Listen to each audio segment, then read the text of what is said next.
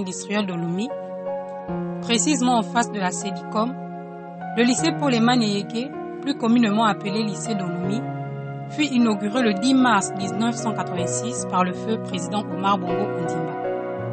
N'étant qu'un collège jusqu'en 2003, le lycée de Lomé accueille en son sein environ 8000 élèves. Laïque, comme la plupart des établissements secondaires du pays, ce lycée proscrit toute forme de propagande politique, ethnique et religieuse. Toutefois, cela n'empêcha pas à notre Seigneur Jésus-Christ d'y faire son entrée.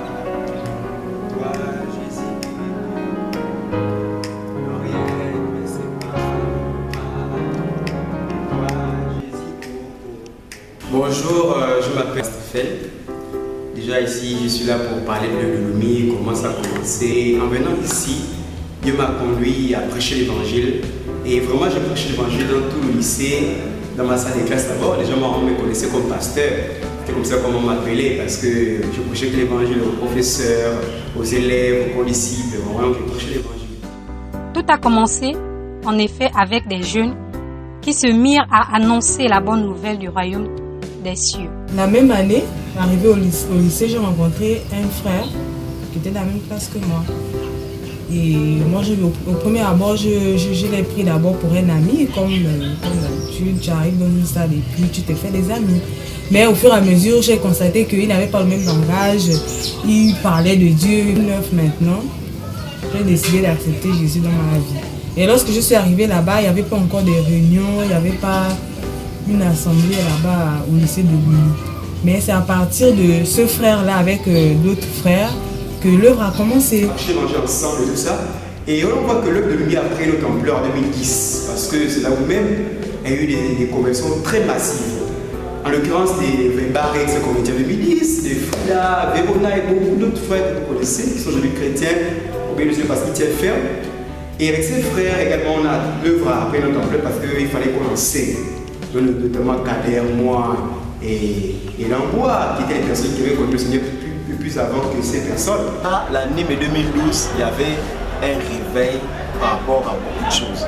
Déjà, les âmes se convertissaient, pas la peine, les petits de 6e, les petits de 3e. C'était magnifique. Les frères et sœurs ont mis en place des personnes matures par rapport à la parole, l'autre qui donnait les cours d'affermissement, notamment Stéphane qui donnait les cours. Il y avait des cours d'affermissement qu'on a mis en place également pour encourager ces personnes. Et la grâce de Dieu, c'est que Dieu avait permis que les frères aussi de l'extérieur, notamment les frères qui passaient avec nous au Saint-Militaire, comme ils étaient aussi des frères qui avaient un peu la conscience de la parole, ils venaient également, ils partageaient d'enseignement pour encourager les frères que nous étions tous. Et entre nous, il y avait une explosion de grâce, à un point qu'il fallait qu'on ouvre le cadre, parce qu'on commençait à reconnaître les ministères, en 2012. mais Dieu nous a fait du bien, il nous a recadrés, il nous a corrigés. La grève ne sauve pas. Amen. Amen. Amen. Amen. Ne sauve pas. Amen. Reviens de Dieu.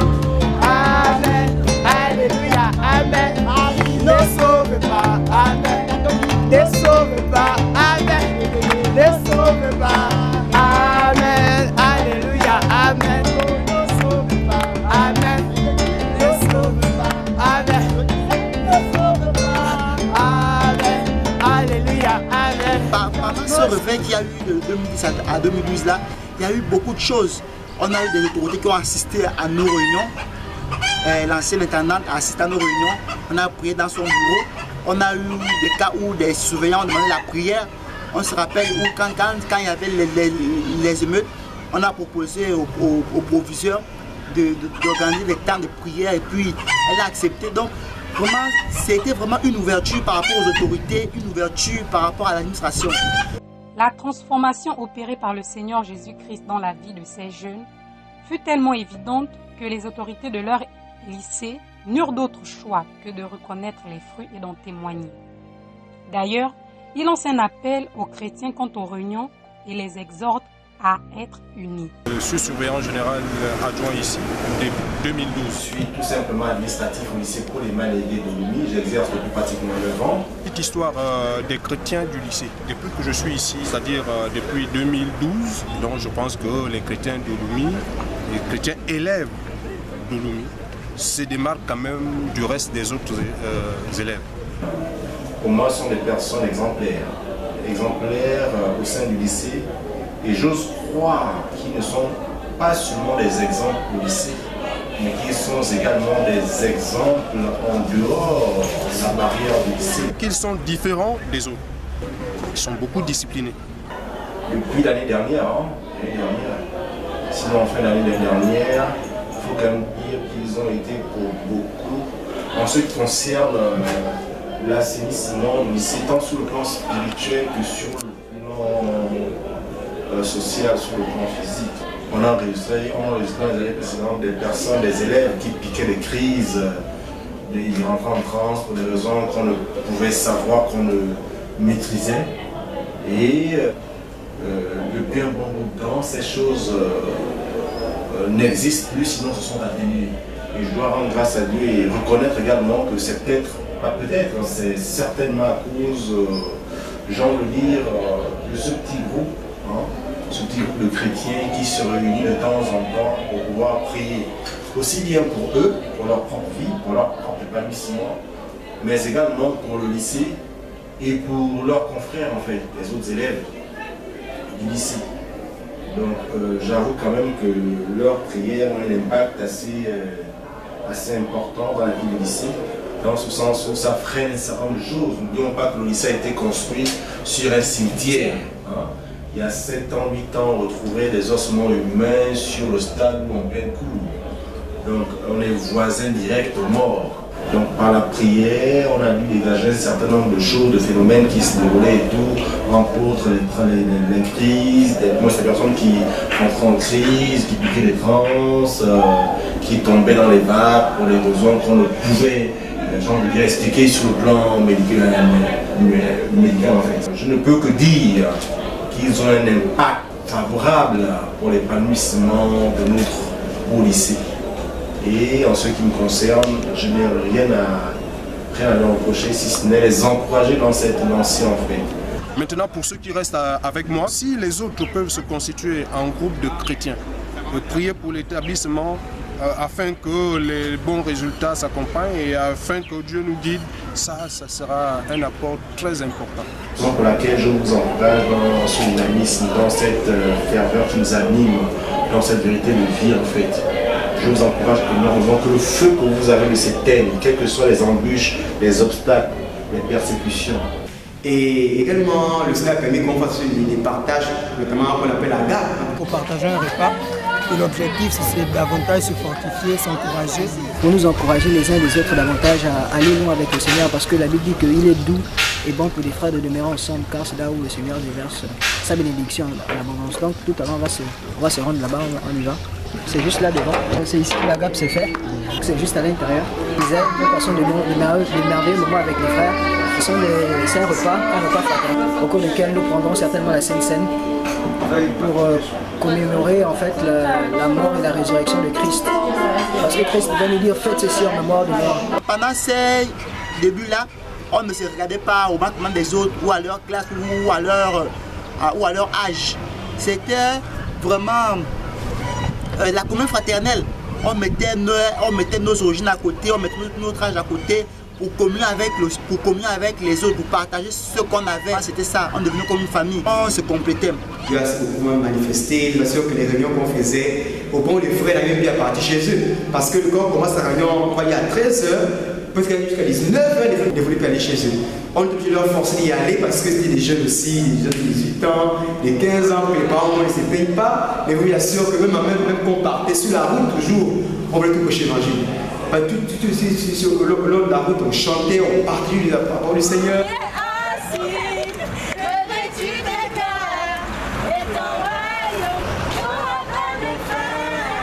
Et comme le dit la parole de Dieu, dans la deuxième lettre à Timothée, tous ceux qui voudront vivre pieusement en Christ seront persécutés.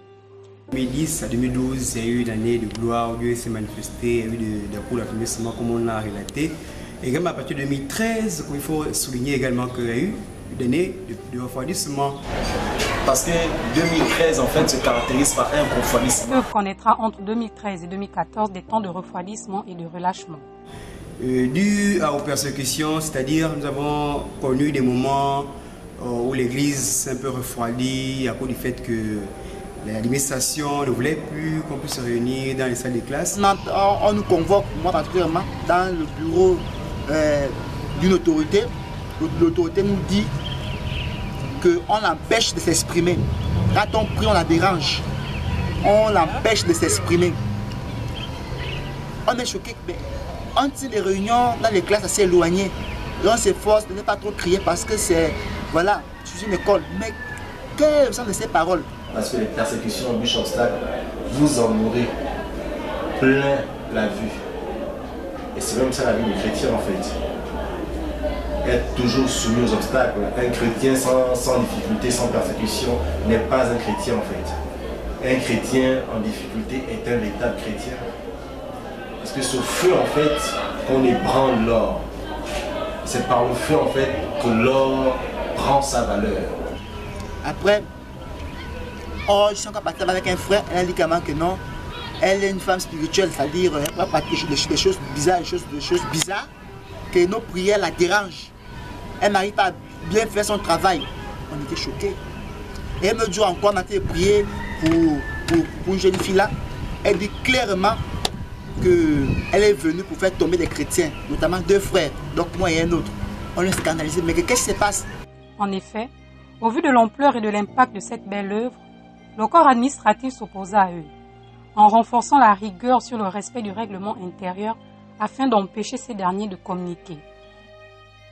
C'est qu'on était joué en réunion. En 2012, dans une réunion, vraiment une réunion merveilleuse que aujourd'hui, on peut dire réunion des réveils. Et l'Internet est rentré dans la salle de classe pendant qu'on était nombreux. Il a fait des 70 personnes à la salle. Parce qu'on était tellement nombreux là, que la classe était pleine à craquer qu'il fallait aller chercher d'autres bancs. Et d'autres étaient même debout. En H4. Il y a le surveillant général, une dame qui arrive, qui nous demande d'arrêter la réunion. Elle dit d'arrêter le partage et la vider toute la classe. Vraiment comme ça, là, on avait du mal. Elle est partie appeler le censeur. On nous a tous mis dehors, on a interdit les réunions. Et là, les menaces, c'est qu'elle ne permet plus qu'on puisse se réunir. Et moi, j'assure que c'était choquant. On menace l'exclusion, ceux qui prêchaient l'évangile. Il y a 2 sœurs même qu'on a amenées dans le bureau du censeur. Dès l'instant que les réunions ont été suspendues, Dieu a commencé à éprouver les cœurs.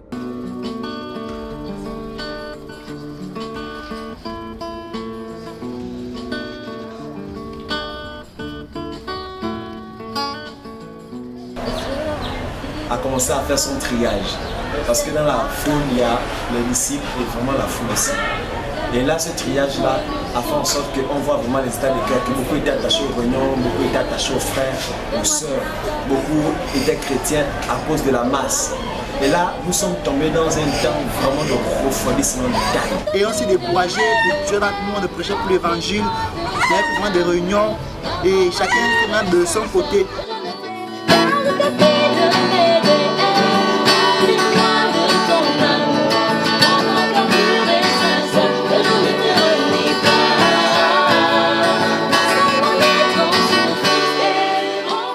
Troublés par le changement radical et ferme qu'a produit l'Évangile dans la vie de ces jeunes, certains parents se mirent à les persécuter à la maison. Ils leur interdisaient de se rendre aux réunions de prière, de fréquenter d'autres chrétiens et même de lire la parole ou encore de prier. Également les frères à la maison, les parents les oppressaient, leur persécutaient, empêchaient qu'ils craignent Dieu, empêchaient qu'ils méditaient. Courage, j'ai fait 1 semaine, 2 semaines. Puisque je n'allais plus me réunir dans l'assemblée de ma mère, puisque là-bas en fait on parlait trop. Les systèmes religieux comme les hymnes, danser le feu des monts. Parce que ma mère avait vu en fait que j'avais un peu changé par rapport à mon comportement, ma manière de m'habiller, répondre et que je ne me mettais plus en fait avec mes frères sur la télévision, des séries qui suivaient, tout ça là. Ma mère avait vu ça des Lisa et elle commençait à me dire c'est quel Jésus que tu suis là. Est-ce que Jésus demande de s'éloigner du monde de cette manière, tout ça. Ça sache que nous vivons toujours dans le monde et nous devons pratiquer toujours les choses du monde. Et qui nous dirigeait chez les jeunes à l'assemblée où je priais, avait appelé ma mère pour dire que ta fille, c'est elle qui devait modérer aujourd'hui, mais n'a pu modérer toutes ces choses-là. Et bon, ma mère m'a appelé, elle m'a dit pourquoi tu vas plus modérer toutes ces choses-là et dans l'église qui te rend déjà comme ça, puisqu'elle était au mondial. Et lorsqu'elle est venue au mondial, dimanche matin, donc elle me forçait à l'assemblée. Elle laissait même des fois son téléphone à la maison. Elle me disait non, amène ça à l'assemblée, toutes ces choses-là. Quand j'emmenais, je lui donne le téléphone, quand je vais repartir à la maison, elle me retire. Moi, pour méditer, qu'est-ce que je faisais? Je prenais ma Bible et j'allais sous le lit. Je m'efforçais à méditer sous le lit. Elle m'avait arraché ma première Bible, lorsque le groupe a grandi. Elle m'a arraché ma première Bible et j'arrivais à méditer comment? Avec un peu quelques passages bibliques que j'avais déjà un peu lu, compris. Et c'est que je prenais un cahier plus un livre et je recopiais ça sur feuille et j'arrivais à méditer par là. Et par là, en fait, j'étais vraiment encouragée parce que je venais au lycée. Les sœurs, des fois, m'enregistraient les versets bibliques dans le téléphone. Et lorsque j'arrive à la maison, j'écoute en cachette tout ça là. Et ça faisait en sorte que même, je ne méditais plus avec la Bible, mais je méditais avec la parole de Dieu, puisque la Bible dit d'abord que la parole de Christ est inscrite dans nos cœurs.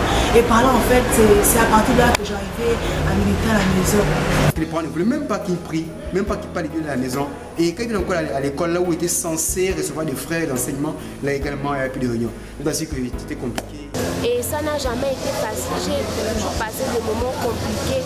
Des fois, j'allais à la maison comme ça, elle me faisait dormir toute une nuit sur la chaise. La musique me piquait, tout ça là. Et elle me donnait des fois des délais.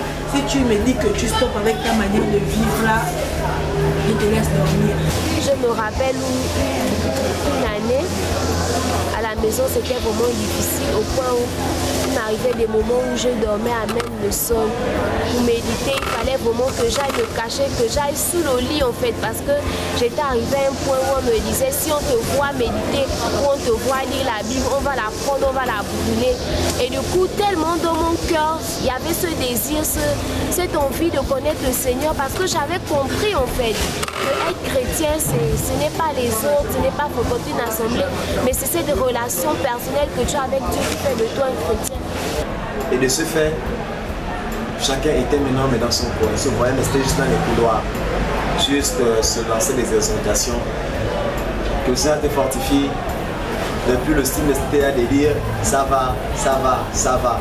Mais on savait que dans le fond, c'était pas ça. Il y avait beaucoup de soucis, il y avait beaucoup de refroidissement et on avait du mal à se relever. Premièrement, c'était les moqueries. Ce sont les moqueries des hommes qui ont beaucoup persécuté nos vies et les mauvaises compagnies en fait. Les mauvaises compagnies ont fait en sorte que beaucoup puissent abandonner la foi. Beaucoup ont été bousculés par rapport à la foi sur le poids des mauvaises compagnies. Au milieu de nous-mêmes, il y avait des poids de concurrence, des rivalités, des ceci, de cela qui ont failli nous tuer à la limite. Vraiment, ça a failli vraiment nous tuer, mais Dieu nous a gardés. Et c'est plus ça qu'on a pu avoir comme opposition. Pourquoi dans la foi, il y a ceux qui ont aussi persévéré. Voilà pour ce moment un peu de refroidissement, des tumultes que l'Église a connus.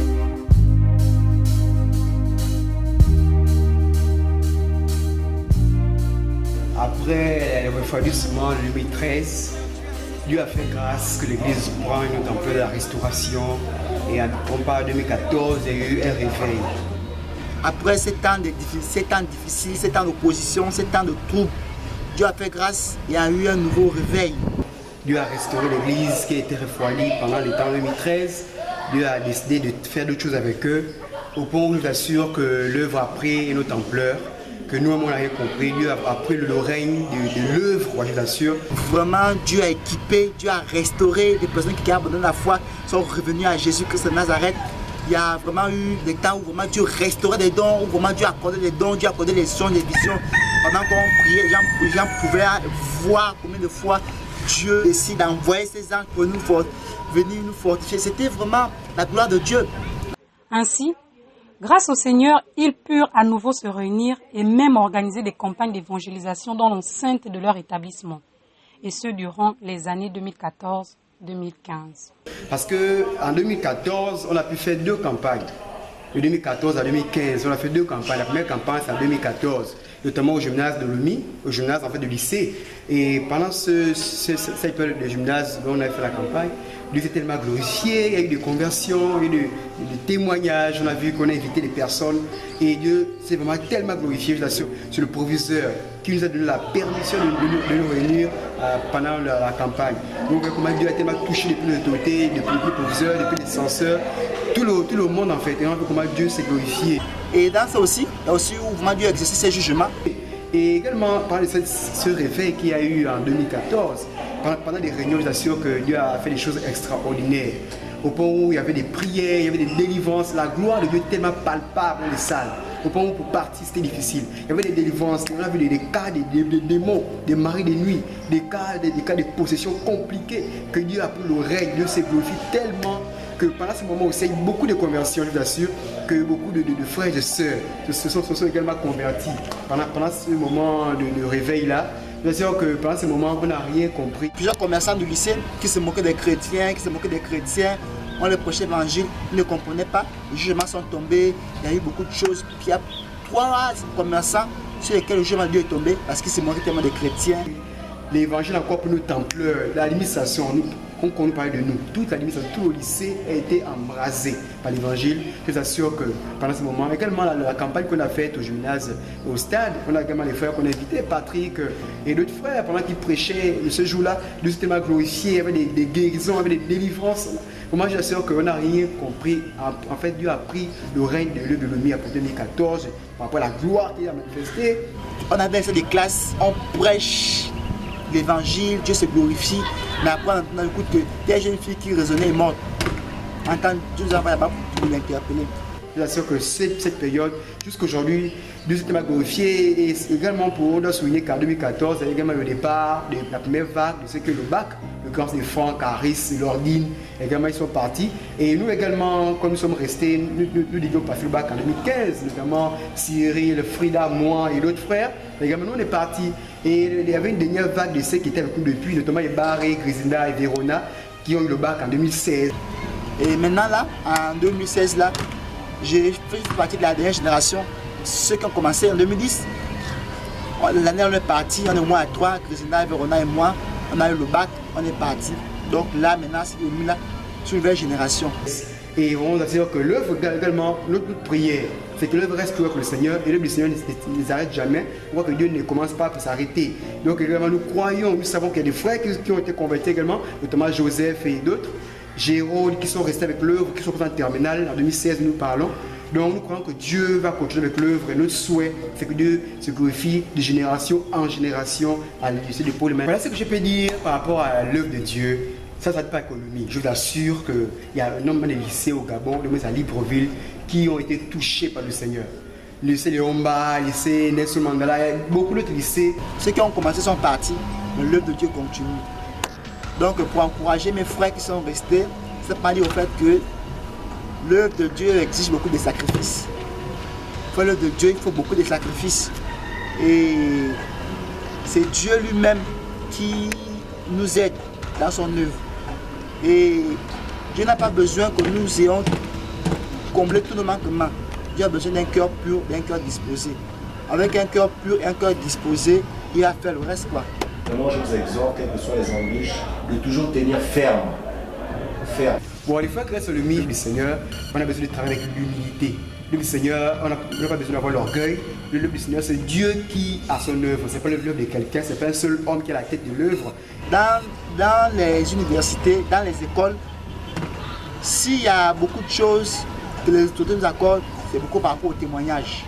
Le témoignage est basé sur 2 points. Il y a le travail à l'école et il y a le comportement.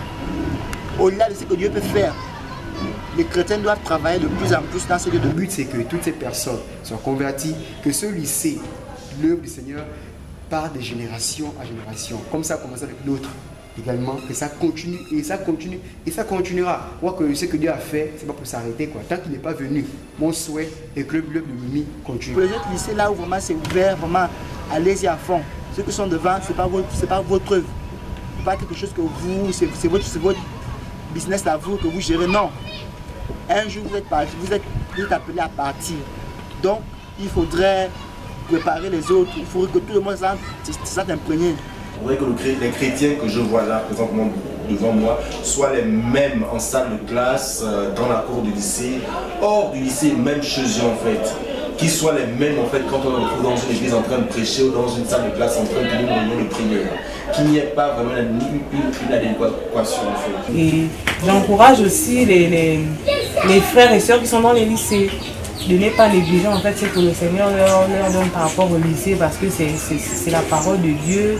L'Esprit de Dieu n'a pas d'âge. Ça peut commencer au lycée, ça peut commencer au collège, ça peut commencer au primaire et partout, même à la maternelle. Parce que le Seigneur veut que les personnes connaissent dès le jeune âge, guérissent avec la parole de Dieu et aller jusqu'à la mort, jusqu'à l'enlèvement, jusqu'au retour du Seigneur.